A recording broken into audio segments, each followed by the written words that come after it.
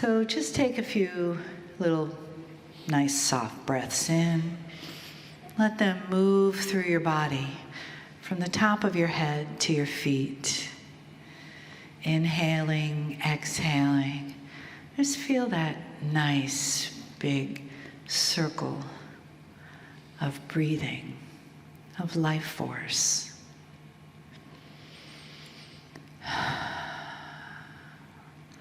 And allow your whole being to get involved with that breath.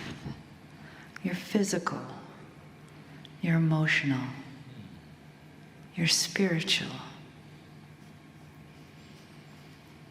So that as you breathe this beautiful breath, as we share this beautiful breath here, you can feel the love in the room and the family that is here. And whatever it took today to get you to this place, this time, this energy, just allow yourself to feel the gratitude for that.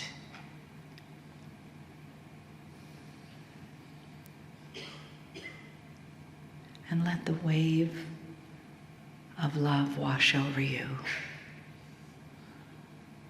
Feel it. Spirit sees you as beings of love and light, each one. And as you open your minds to that and open your hearts to what there is for you here, in this love, in this breath, in this family, and in the honoring that comes with the messages from Kryon.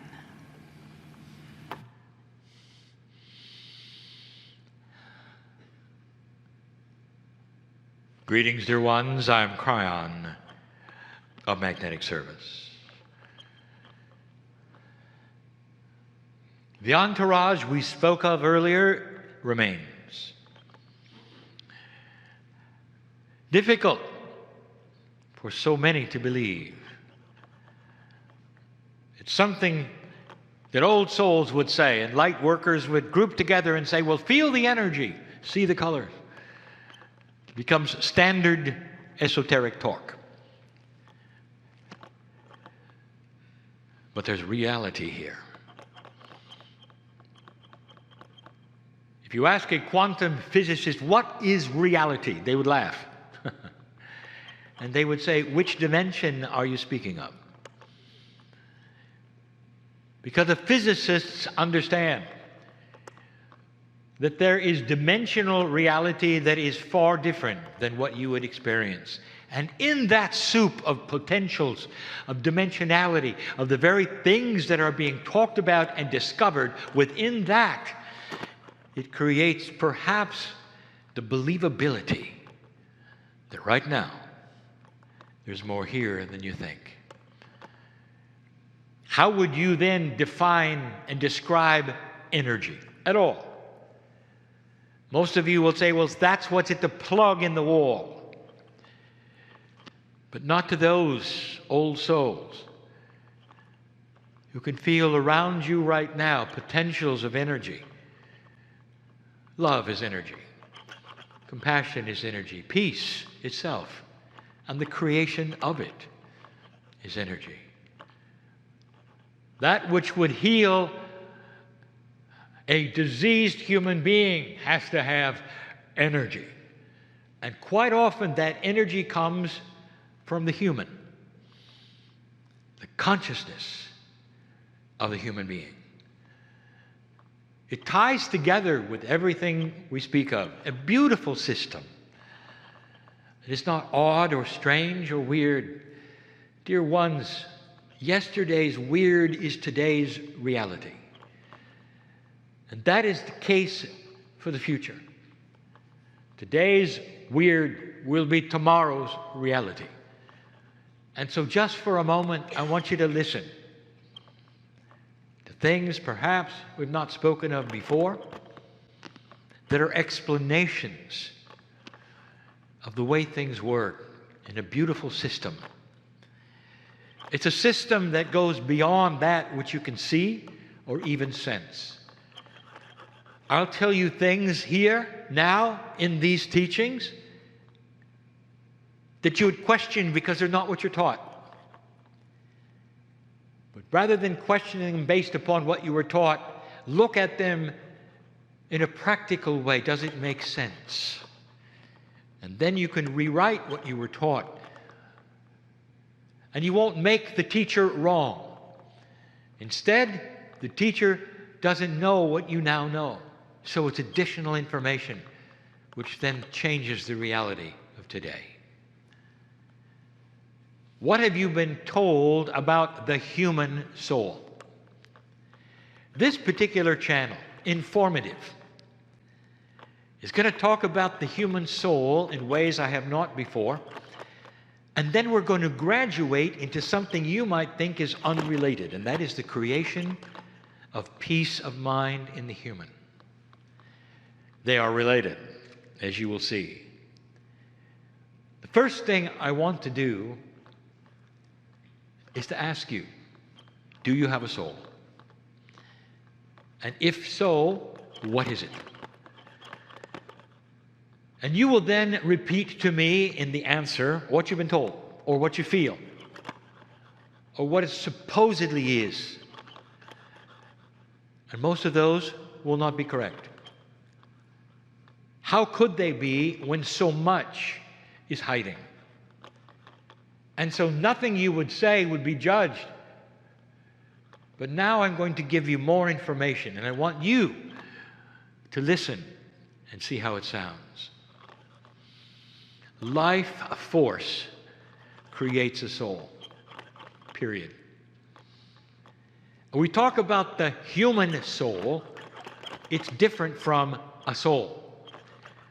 The human soul is an identity that says that the piece of divinity from the other side of the veil, from the Creator, that's in you is the soul. But if the Creator created all life on the planet, wouldn't it also be true that there has to be other life forces with souls? Yes. But let's concentrate just for a moment on the human soul. For the human soul is absolutely, totally, completely unique. What makes it unique is it has multidimensionality. The multidimensionality is created from the apparent 23 pair of chromosomes, because the 24th pair is still there. It is a pair that you cannot see because it is totally and completely multidimensional. What this does is create all of your DNA with a quantum spin, that is to say, an agreed upon scientific fact that DNA somehow has a multidimensional attribute that affects the spin of electrons in a quantum field. That's science. Dear ones, you are the only creature on the planet that has this. 23 apparent pairs of chromosomes, really is 24. It gives you a soul which has that in it of God. This is the premise of so many cultures on the planet who see this, who know it, who use it. You may actually be the minority in your culture when so much of the earth, billions of souls, believe in this. So the human soul is unique. In a moment, we'll talk about other soul and soul groups. But even with that uniqueness, there's not just one soul. Your soul is so complex and so beautiful. The patternings of your soul, the fractals that are there, the beauty of the sacred geometry within the multidimensional fractals tell about your lifetimes and who you are. where you're going, where you've been. A soul has an akash that your DNA does not. Your soul will represent that from the creative source, a source that had no beginning and will have no end. And in that soul information are the other planets you have been part of, the other systems, scenarios that you've been part of, the cosmic history of all time with no beginning. Reality says there are multiverses, not a universe. Before this universe, there were others. You were there. That soul would contain what you did, how you might have evolved in the evolution of another galaxy or two. That's how big it is. That's how big you are. That's all in a human soul. There's more. If the soul is indeed multidimensional, and it is, so much of it multidimensional, therefore there is no linearity within it. There's no singleness in it. It's multiple. So your soul is in many parts. Were you aware that that which you call your soul is also on the other side of the veil, assisting you with the other souls that are just like you? That's the higher self that you say, well, there's something I have which I call the higher self, which is not with me. It has a foot in both sides of the veil. It helps me. It is that piece of God within me. Indeed it is. That's your soul. Science is starting to acknowledge somehow, it's a fraction of what it is, that you have an eternalness. Those who deal with quantum things and the universalness of energy have actually made a statement in science that says that when you die, a piece of you goes back to the energy of the universe. I don't know if you knew that. Now, that energy of the universe comes from the physics that says that consciousness is energy, and it has to go somewhere because energy cannot be destroyed. Therefore, it's got to go back to somewhere. And where they're saying is, they have no idea. But it doesn't stay with you because you're deceased. It's the first time in any science where the energy of the human being has been said that it cannot then vanish. It must go somewhere. I'll tell you where it goes. It goes back to the family. It goes back to the family. The oneness of all things. That's where it goes. It goes home. And when it comes back, it picks up where it left off. And all of the things that you have in your body that are in your DNA are part of the soul.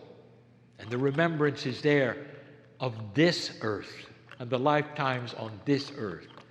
Stored within your DNA, available through your soul, captured and then taken away to the cave of creation first when you die, and then off to the other side of the veil. Then there's the question, where does it go? There is no where in multidimensionality. Dear ones, I'm giving you science. Ask a quantum physicist about a location. And they will say there is evidence that a multidimensional thing is everywhere at the same time. Does that sound familiar? Did you learn that in church?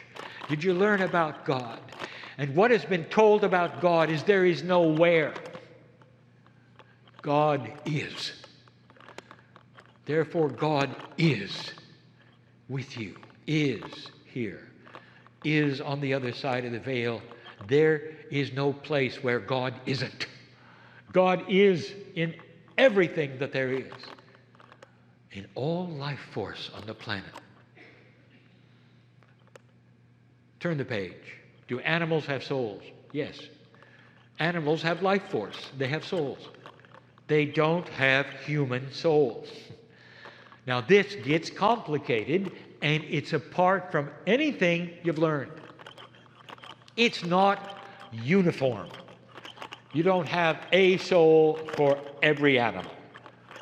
So the mouse gets the same soul as the elephant. It has nothing to do with their phylum. It has nothing to do whatsoever with the species. It has everything to do, are you ready, with their interface with the human soul. How about that? If an animal has interfaced their soul with yours, it will be in compassion and love. Are you starting to get this? And though all life force have souls, all life force does not then have the system of the human soul. Animals don't reincarnate unless they've interfaced with humans. There is no hierarchy. Listen, because this will fly in the face of so much you've been told and many of the spiritual systems on the planet. Animals have no hierarchy on their way to becoming human. The human being stands alone with the human soul, with past life histories, places they have been in other multiverses. This is your specialty, dear ones. But the animals who interface with you in love and compassion, they, through you,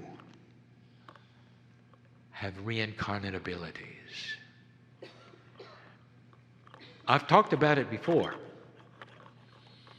This is not new. Your pets return, dear ones. It doesn't matter whether it's a hamster or a horse. Your pets return. And it's under the guise of continuing the love affair. You've shared compassion and love. Part of the soul of the life force of the animal is entwined with you. Can you deny that, animal lover? When you look in the eyes of a pet that has been with you for years, and it sends you the love back. It sends you the messages that you're getting. Your souls are intertwined, multidimensional. Multidimensionality is beautiful. It goes beyond anything you know. Ask a quantum physicist what's real.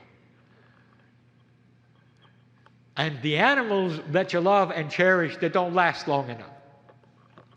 And we've said it before, that the grief that you have when you lose a precious one often wounds you so much you say, I don't want another one.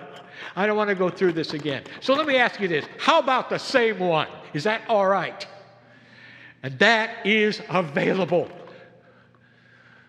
And if you look and believe it, and you trust that it's happening literally within months, they'll appear, or you'll find them under odd circumstances. Don't look for the same breed. Don't even look for the same animal. Look for the energy. Look in the eyes.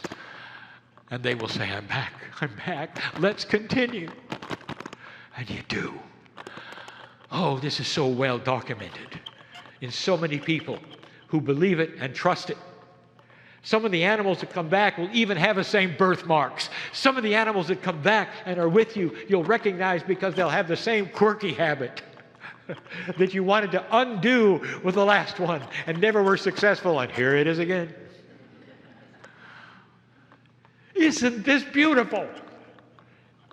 It's part of a beautiful system of soul remembrance and a soul that intertwines with that quantum soul that a human being has. Animals have souls. They don't all reincarnate. There's no hierarchy of animalism. They don't then become a bigger animal or a more enlightened animal. But they have souls. Well, does that then go into that which would be insects? And yes, their life force. It's not, however, what you think.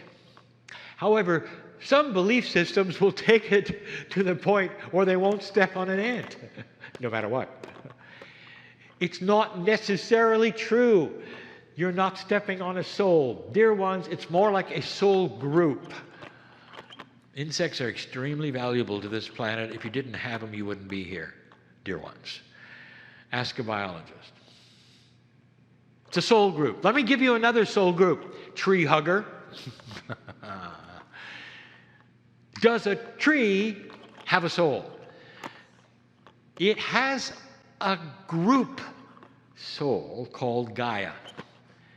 A tree's roots may be intertwined, growing with other roots.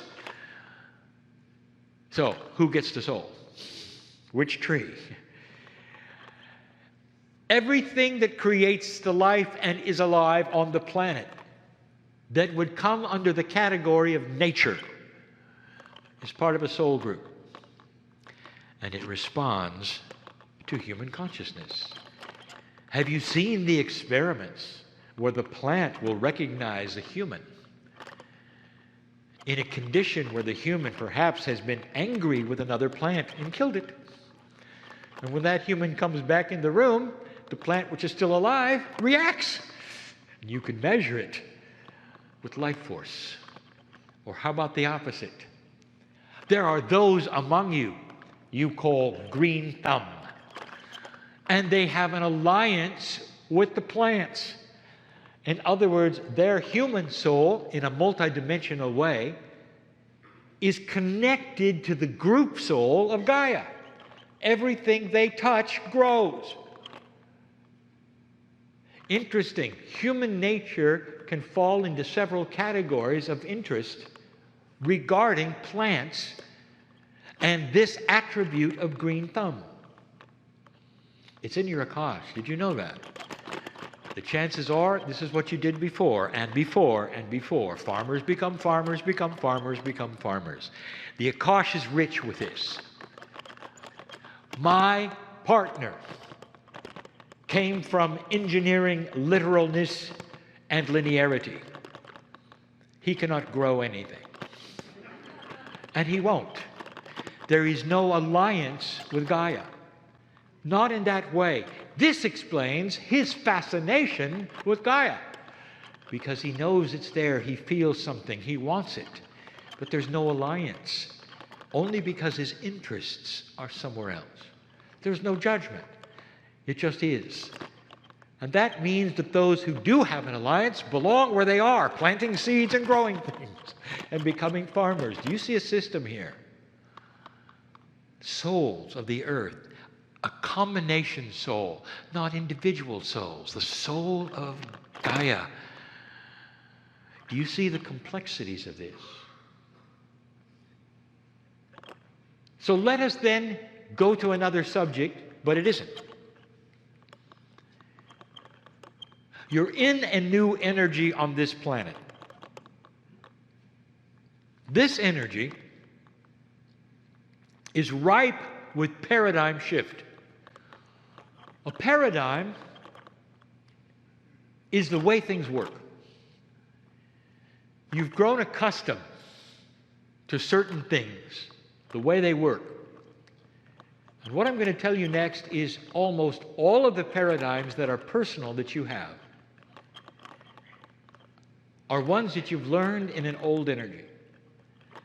And they invite shift. Total and complete paradigm shift. So let's open the subject of internal peace. Dear ones, how do you get peace over things that are going on?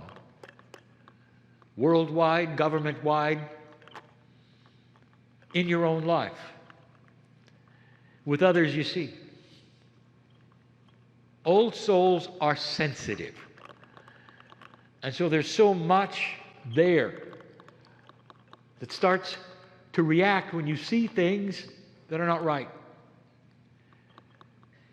Worse even than that is the worry and the anxiety you feel about things that are happening with you, to you, around you.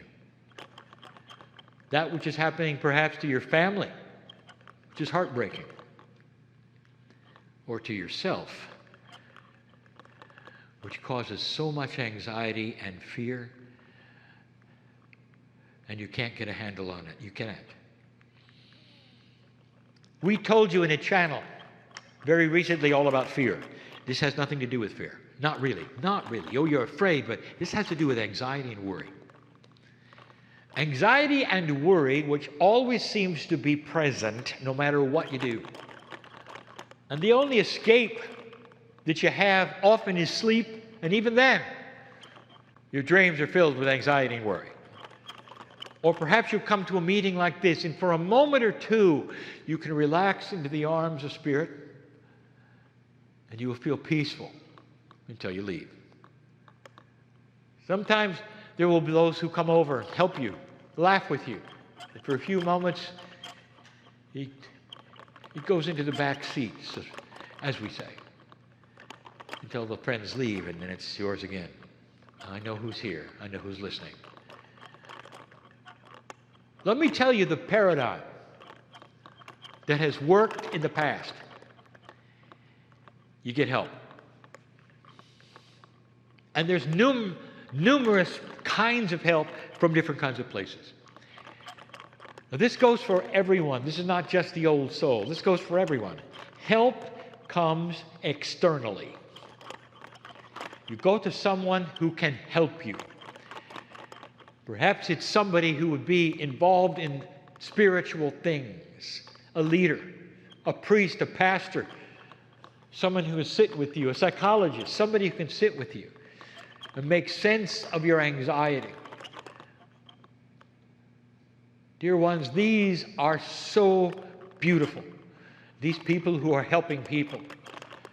And they do. And then you leave. And you're still anxious. You can't shake it. The paradigm is this: help comes from the outside. Now I want to rewrite that. Welcome to the soul. The soul is a piece of God inside you that is so underrated. It's something that happens, it's there. Did you know that scientists have measured the human body's weight when a human being dies? There have been experiments that put a human being with their acknowledgement and with their permission on the kind of a weight scale that can measure the point of a pencil on paper. And when that human has its heart stop beating, their weight changes. And there's been different results of how much a soul weighs. But there it is again. Science saying that it has to be there. There is something about the energy of consciousness, and when it goes away, even your body weighs less. Welcome to the underrated soul. I'm going to call this channel All Grown Up, because you are now in a position in this new energy to start using that which you just thought was there because you were spiritual, or there because you were a piece of God, or there because the Creator had something to do with it. The soul is ready now to be part of the creation of peace in you. Not your brain, not your heart, not the pineal. I'm talking about your soul. Where is it? The answer is yes. It's everywhere. It's in you, it's in the Merkaba, it's around you. It is you, it belongs to you. It is multidimensional, and it is filled with energy and power, grace, compassion, help. And the new paradigm will say, get out of your head. From that which you learned from whomever, turn to that which you have instead of somebody else. How? Well, you're not going to get very far, because your habit of talking to your soul, your body, your innate, your energy has been the habit from the past. And what is that habit? And the habit is, number one, all good things come from someplace else. Number two, what you tell yourself every single day.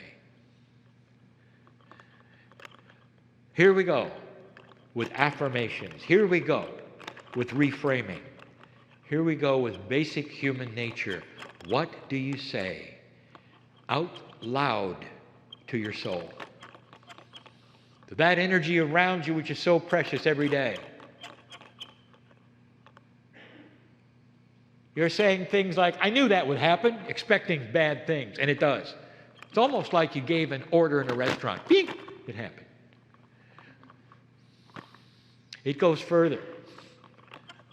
All drivers in this city are stupid. Look at that person. What an idiot! And you say, well, that's not me. Oh, yes, it is. Whether you said it out loud or whether your brain hatched it out and you didn't say it, it's still there. You expect bad things. Humanity itself is horrible. You take a look at the earth and you say, we're headed in a bad way. This is just awful. All the things you're saying to your soul, habits, that's all they are, because you heard it from your mom and you heard it from your dad, and now it's coming out of your mouth.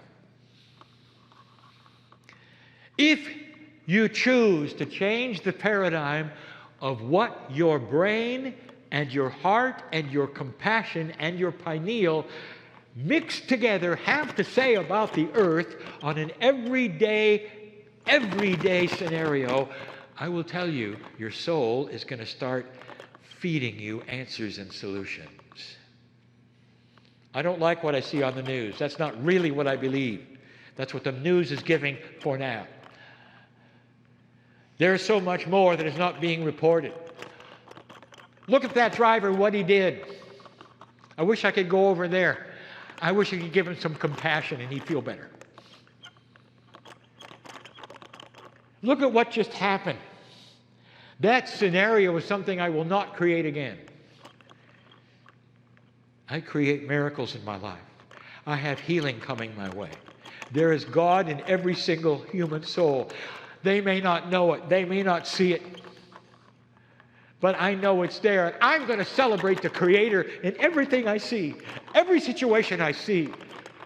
I'm coming from a different paradigm now because I see better. There's light everywhere. There's not darkness everywhere.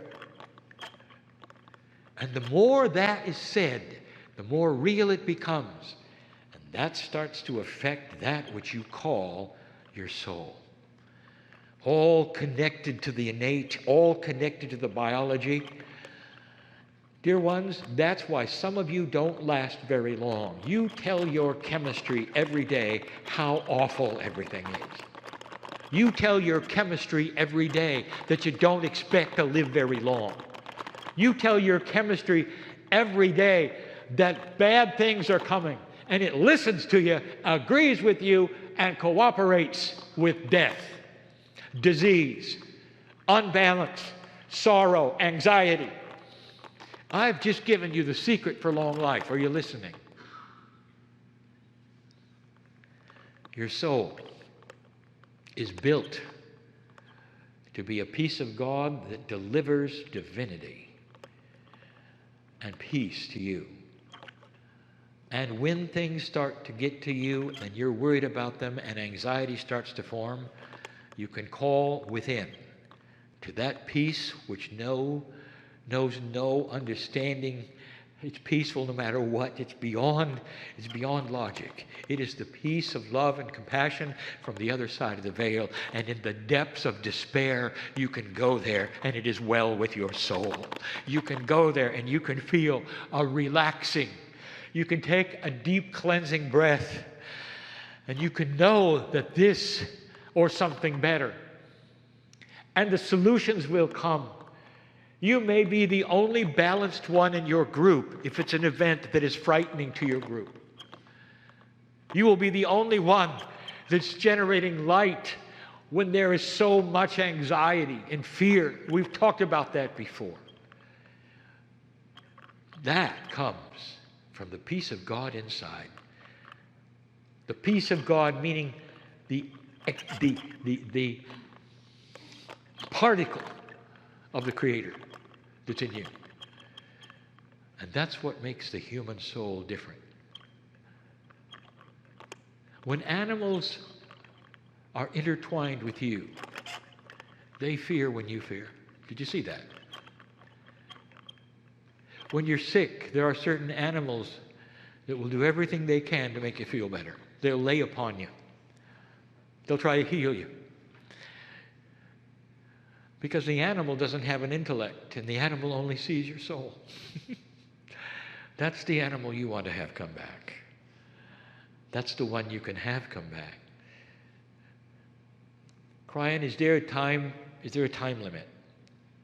Oh, intellectual. There is no time limit to love. There is no time limit to compassion when you're ready. There is a 3-month window of the death of an animal that allows a quick return, but past that, there's still a return. It's just a little harder. You got to look a little bit. This is the animal that knows your soul. Isn't it interesting that the animal would know your soul better than you do, but the intellect gets in the way. Your habits get in the way. What your parents told you is the right thing to say gets in the way. Somebody gives you a gift at Christmas, what do you say? Oh, you shouldn't have. You just told your soul and your body that you're not worthy. Do you realize that? Acceptance of gifts in a compassionate, elegant way is something you weren't trained for. Thank you so much for thinking of me. This is so special. Even if it's a lousy pair of socks. I speak from my partner's experience. Appreciation and compassion for the thought, for the idea of the gift.